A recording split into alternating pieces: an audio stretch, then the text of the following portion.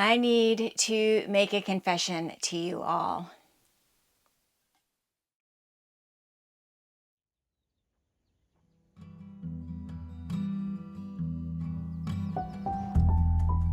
Easy rider on the highway, station wagon going slow, windows open, you are basking in the bluegrass radio. It is easy now to see you with your hand out on the wind. I keep this folded at the corner so that I could not forget. Folded at the corner so that I could not forget. Pink azaleas by your driveway shade our leisurely goodbyes in your terry cotton sweater. Good morning from what I consider to be somewhat of a hidden gem just outside of Las Vegas, Nevada. It's hard to believe this place is only 45 minutes outside of Sin City, where there's just hustle and bustle and craziness going on. And this place is just super peaceful out in the Red Rock. It feels a little bit like stepping back in time. It feels like we're in an episode of the Flintstones with all these crazy rock formations all around this campground. This is, I believe, called the Arch Campground here in Valley of Fire State Park. Once again, this was a bit of a last-minute decision to come here. I had to come to Vegas for a sad reason, actually. I had a friend pass away way too soon last month, and his celebration of life was in Vegas just a couple of days ago. I got to see some friends that I have not seen in many, many years. And although we were brought together by a sad occasion, it was really good to get caught up with friends that I haven't seen in so long, and we're making plans so that it doesn't take something like this to get us together again. While I was in the area, I felt like it would be a great opportunity to come back here to Valley of Fire. It's been several years since I've been here. I think it was back in about 2019. I do have a video from this location way back on my channel. So here I am again. I want to do a couple of hikes here. Got another night here at the campground. We arrived yesterday. It rained all day yesterday. We kind of circumnavigated Lake Mead to get here. It was really a beautiful drive, but it was raining pretty heavily. It rained throughout the night. I think we're going to have a little bit of a break in the rain so that we can go on a couple of hikes. And by we, I mean myself and my friend Joey. He is actually going to be meeting up with a friend here in Vegas who came out from Florida for a convention, and they are going off on a couple of adventures together, and I'll probably meet up with him again down the road for some backpacking trips. So as you can probably see, I just have a very minimalistic setup here in the back of the truck right now so that I could accommodate having a guest. So I just have this full-size air mattress that fits in here perfectly. However, this mattress is by no means anywhere near as comfortable as the mattress I have in my 21-foot travel trailer, which is my RV mattress by Brooklyn Bedding. And like magic, here I am back on top of my RV mattress by Brooklyn Bedding. I've had some viewers express that they don't think that I'm comfortable in the back of my truck, and they think I'd be more comfortable in my trailer. Rest assured, I do come back to my trailer between expeditions. This is home base, and I do get back to sleeping on my RV mattress by Brooklyn Bedding. And being out there on my expeditions in the truck, it makes me appreciate that much more coming back here and sleeping on this amazing mattress. What is RV Mattress by Brooklyn Bedding? RVmattress.com is a Brooklyn Brooklyn bedding brand known for top-of-the-line comfort and quality. Plus, if you're in the U.S., they ship conveniently to you for free from their Arizona factory. They offer different firmness options, heights, and dimensions, even RV-specific and non-traditional sizes to fit right into your lifestyle. I've been sleeping on this mattress now for over 3 years, and it is the most comfortable mattress I have ever owned. When I purchased this trailer, I needed a mattress that was not only comfortable, but that would also fit in this 21-foot trailer. That is why I chose this signature hybrid in the short queen size and the medium firmness. With your RV mattress by Brooklyn Bedding Mattress, you get a 120-night sleep trial along with a limited lifetime warranty and free shipping to your door if you live in the U.S. The best part about all of this is that Brooklyn Bedding Mattresses are designed, assembled, and shipped from their Arizona factory. I've never slept better than I have on my RV mattress. I do not have aches and pains. I do not get the sore sides that I used to get. It is truly amazing. I love my RV mattress by Brooklyn Bedding, and I think you would too. If you're looking for a new bed, check out rvmattress.com. You can click the link below or scan the QR code here or go to rvmattress.com/Catherine to get 30% off your order with code Catherine. Thank you once again to RV Mattress for sponsoring this video. Now let's get back to exploring this beautiful park. All right, so now it's time to put on some hiking clothes and hit the trail.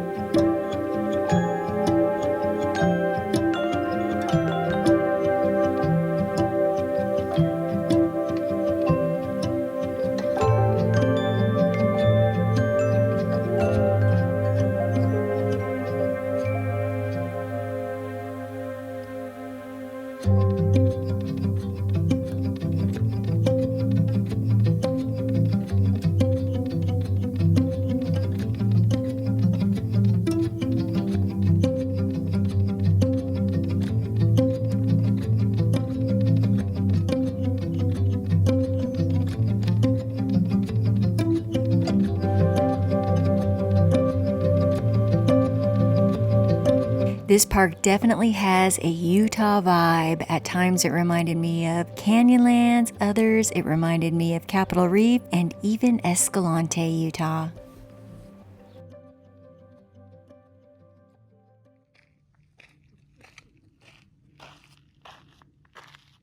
All right, we have made it to the Firewave Trail. We beat the crowds, it looks like. There was plenty of parking, just a few cars. And it's so beautiful this morning. I love this type of lighting with the shades from the clouds and the sun, and the temperature is perfect. This is going to be a great day.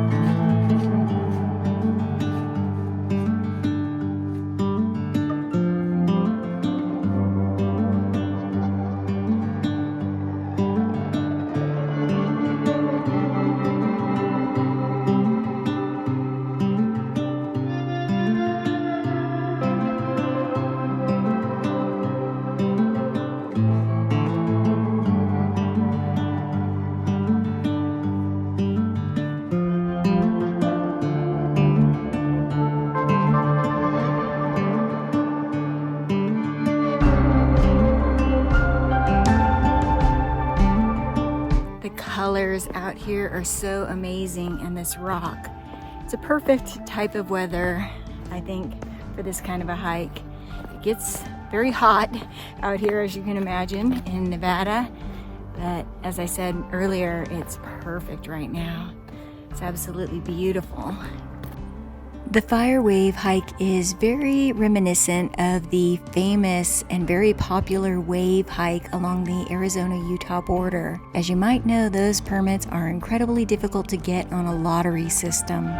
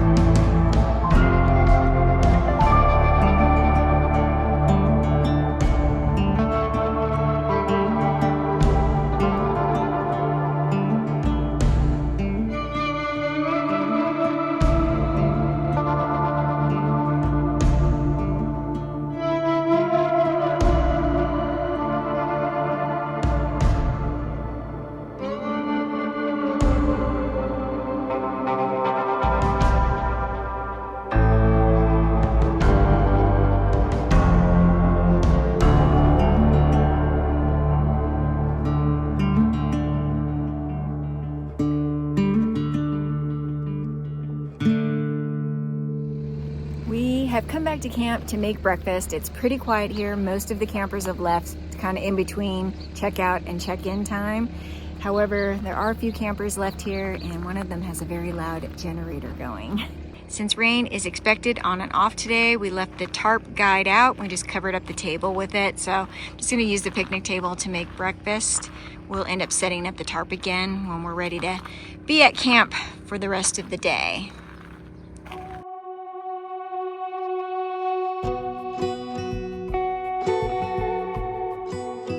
We had some really tasty leftover hoagie rolls from brats that we had eaten the day before, so I decided to put together a breakfast sandwich.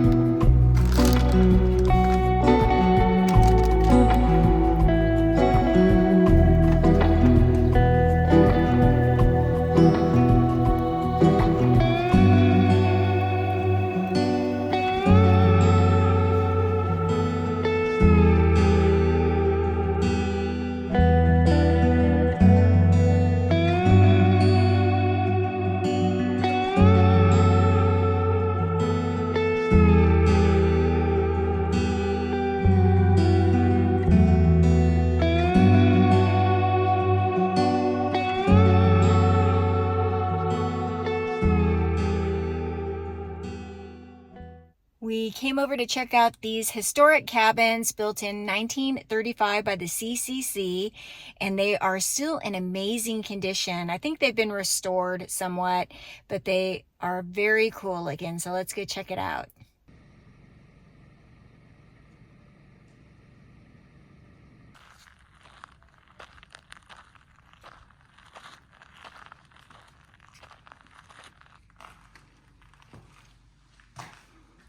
Pretty cool.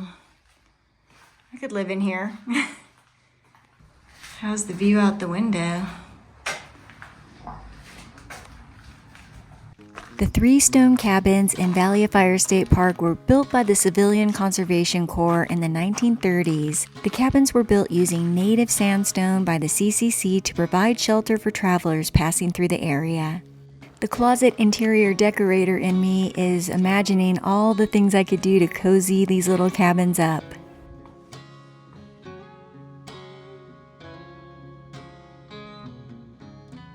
Behind the cabins are ancient petroglyphs adding to the historic and cultural significance of the area. Before stopping at the visitor center to see if they had a candy bar, if I'm being honest, we passed by the Seven Sisters. These formations are known for their unique shapes and ease of access, making them a favorite spot for picnicking and photo opportunities. Prehistoric inhabitants of the Valley of Fire included the Anasazi, who were farmers from the nearby fertile Moapa Valley. Their approximate occupation span has been dated from 300 BC to 1150 AD. Their visits probably involved hunting, food gathering, and religious ceremonies, although scarcity of water would have limited their stay.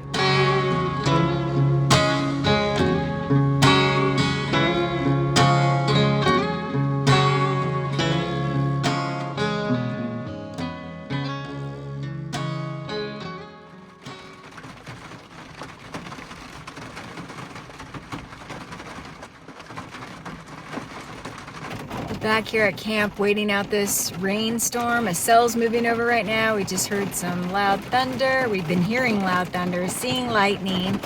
It's pretty exciting, but we're just waiting it out. We can't set up the tarp yet until the rain stops. We can, but we're gonna get wet, so we're waiting it out. Now it's hailing pretty heavily. Woo!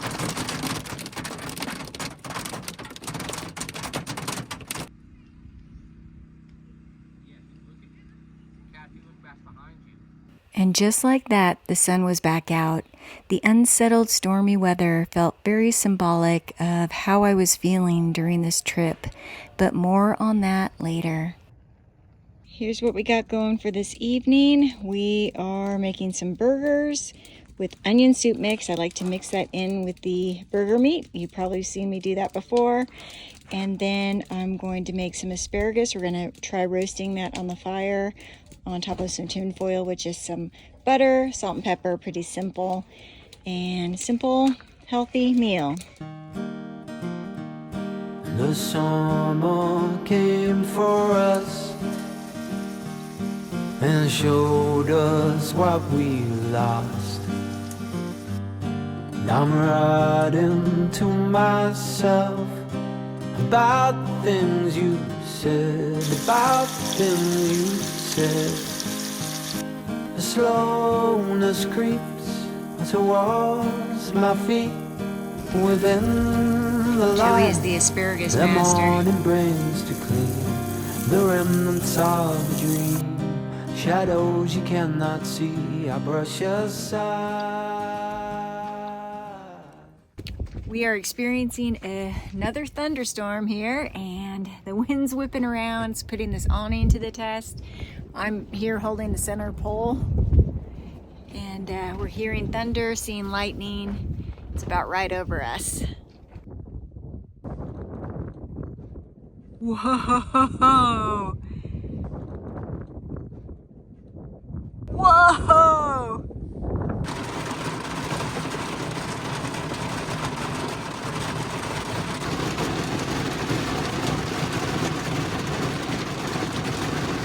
What do you think, Joseph?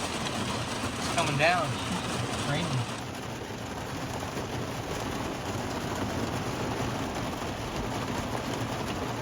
That was a doozy, and I don't even think it's over yet. It's still really black clouds in front of us. We came to sit in the truck because we figured it was grounded with all this lightning, and it has been pretty gnarly. The wind got really crazy too, and we had a couple chairs by the fire. One blew into the fire and melted a little bit, and the whole camp started to flood a little bit. There is some flooding out there, but it looks like right now the rain has stopped.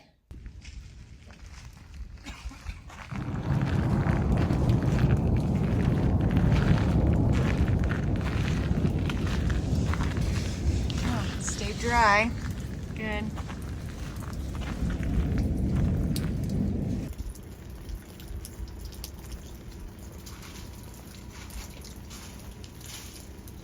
Yeah, it still looks gnarly now. Tell you what, this tarp was blowing all over.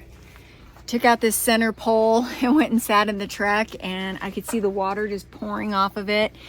The wind was blowing very hard at first, and this thing held up. So I'm very impressed.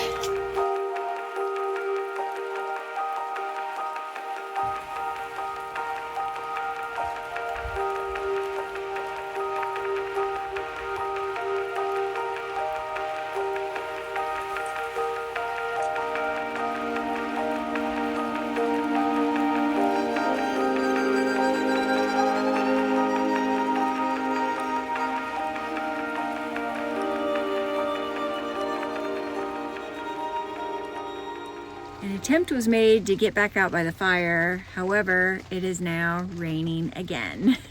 So I'm gonna call it a night here. I will see you in the morning. Good night.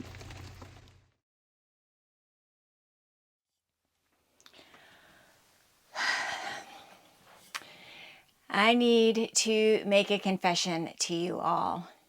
This video was incredibly difficult for me to film.